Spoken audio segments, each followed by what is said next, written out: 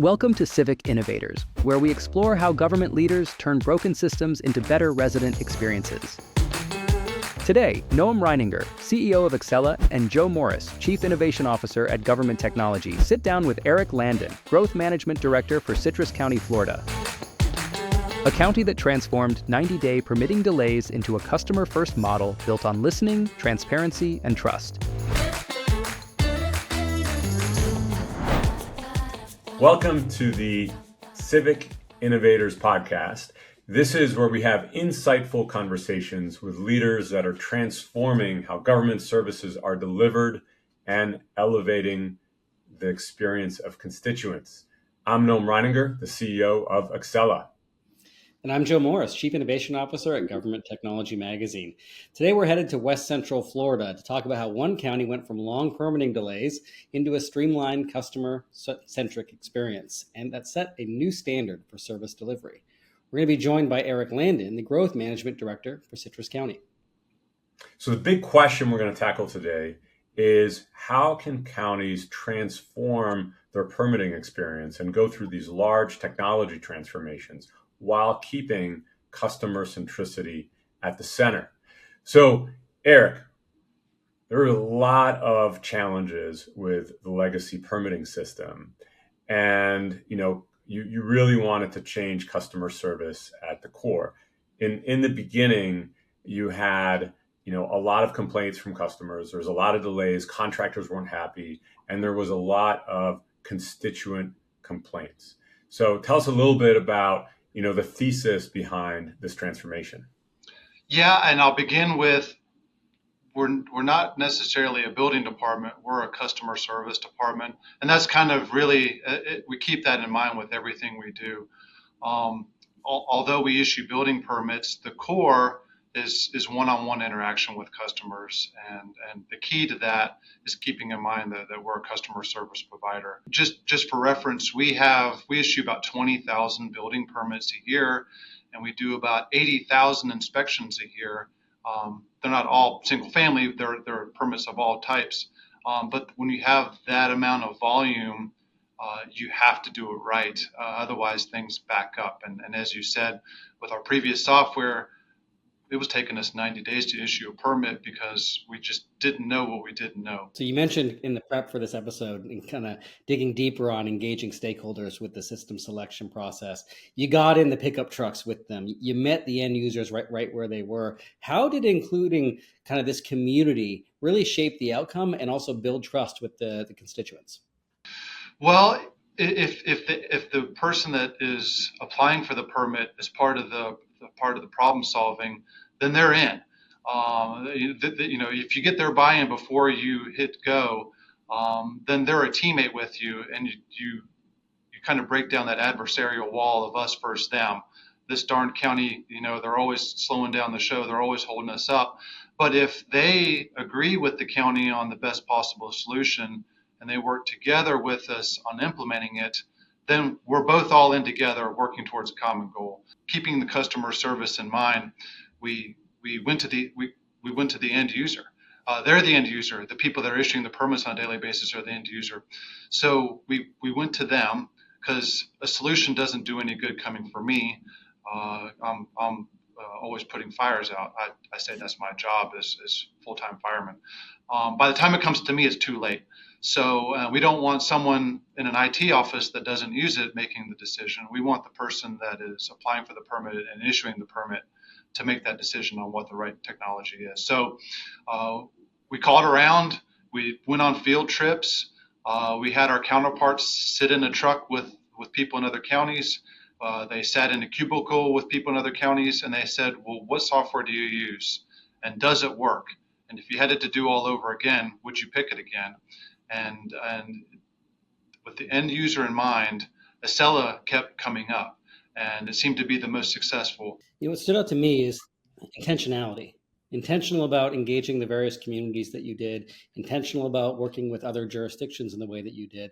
And that kind of intentionality also worked its way through your implementation process. Your rollout was phased, it was transparent. You were very big on making sure that communication was coming frequently.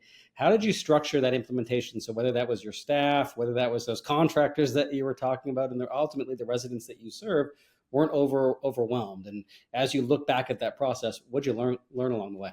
Yeah, so keeping customer service at the forefront, we treated it like the opening of any new business, and we did what's called a soft opening. And it was we had our usual customers that apply for permits every day, and we kind of did a mock velvet rope where we let them in exclusively first. You guys are invitation only. And while it was still in testing, we allowed them to be testers and try to break it, see what doesn't work so that we can fix it when we actually go live. And they were excited to kind of be on the front end and be part of the team that built the end product. So we started creating YouTube videos for using Accela once we went live.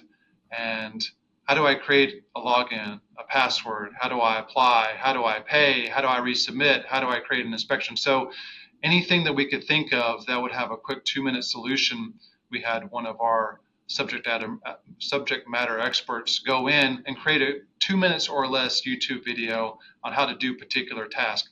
And we started putting all this on our website so that when you started to use Accela, you were like, well, I don't know how to do this particular thing, but there would be a YouTube video right there explaining it. We did a classroom. We called it Accela 101 class, where we had a couple of subject matter experts teach a class, and it was kind of an open forum. We would have 30 contractors sitting in a classroom. We would have a monitor up, and we would be walking them through a dummy permit on how to apply, how to resubmit, how to schedule inspections.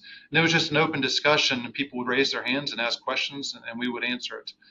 And then finally, we did what we call a white glove or a concierge service, where if you don't like using YouTube, if you don't want to sit in a classroom environment with other people, if you do best one-on-one, then we will apply with you for your first permit. So you can come sit at one of our permit specialist desks, and we will walk you through. We'll create a username and a password, and we'll apply with you on your first application.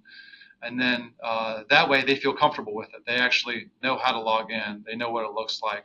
So we provided all those possible scenarios. And when we did that, the drama was low. When we actually went live, it wasn't chaos. It wasn't meltdown. It was everybody had already seen it. They'd already used it. And in some form or fashion, they felt comfortable learning on their own or watching videos or going to a class. There was something for everyone, no matter how you preferred learning. When we kicked off the episode, we were talking about some of that, what you called chaos, right? The delays that you were experiencing maybe in the past system. Now you're in a whole different world where you've got all of the concierge, the training, faster permitting. Maybe you can spend a moment talking about what are the results that you're seeing today, and then how do you measure success, whether that success is for the staff that you got, the public that you serve, or the elected leaders that were kind of maybe in your ear a little bit on the past implementation. Yeah, so in my position, how I measure success is the amount of phone calls I get. When went live with the previous software, I was getting 200-300 phone calls a day, and I was answering emails at 9-10 o'clock at night when I was going to bed. So before we went live, I told all the commissioners, okay, we're about to go live with the new software. I know we just did this recently and your phones went crazy. Be prepared. We're going to do everything we possibly can to lighten this lift, but be prepared just in case. And they're like, okay, we're ready. So then we actually went live, and maybe like 3 days later, I went to the board members one by one. I said, have you heard anything? What's the feedback? And this is how I knew it was successful. They're like, oh, well, I actually forgot about it. I didn't even know that we went live. I haven't heard anything. So by them not hearing anything, I knew it was more successful than the last time. So then another week goes by and a month goes by, And I'm asking them every week on a weekly basis, well, what are you hearing? They don't hear anything. So silence is success when you're thinking, especially in politics, or if you're thinking, as a growth management director, when I'm not, my email box is not full, my voicemail isn't full, so things are working because no one's complaining. So that's the easiest measure of success, is everything's quiet, which is unheard of for going live with a software that processes 20,000 permits and 8,000 inspections, is to not hear anything. So I tell people, if I get a dozen complaints a day, considering the volume of work that we do, that would be like a 4.9 out of 5-star rating on Google. So I wasn't even getting that. It was eerily quiet, and I was kind of waiting for the shoe to drop that never did. Wow, that's a tremendous turnaround story. And so, Eric, I'm curious, you went from a really bad situation to a great situation. And you've already pointed out a lot of lessons of the things that you did right in this implementation and the impacts and the results. I'm curious, what other lessons, and maybe we can go into how you managed the process and stakeholders, like who was in the meetings, how did you manage decisions, like for another county that's thinking about this and, they heard about, okay, we got to do the homework, we got to get the stakeholders involved. What was your management process of how you got this done that led to these great results?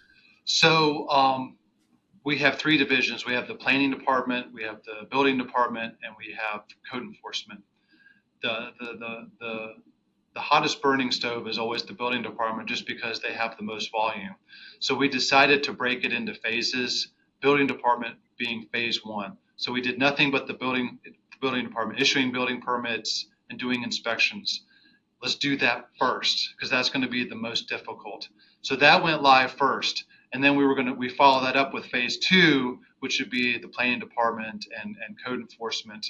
And we can kind of take a little bit more time with those, because those aren't as hot of a burning fires as the building department. So my thought is, get the most difficult thing out of the way first, which is your highest volume user, and take those lessons learned and apply them to the things that aren't quite as pressing when you have a little bit more time to work with it. Another thing that was really important is we have a very active Builders Alliance, building community. Building is very important in our community, as it is probably in most.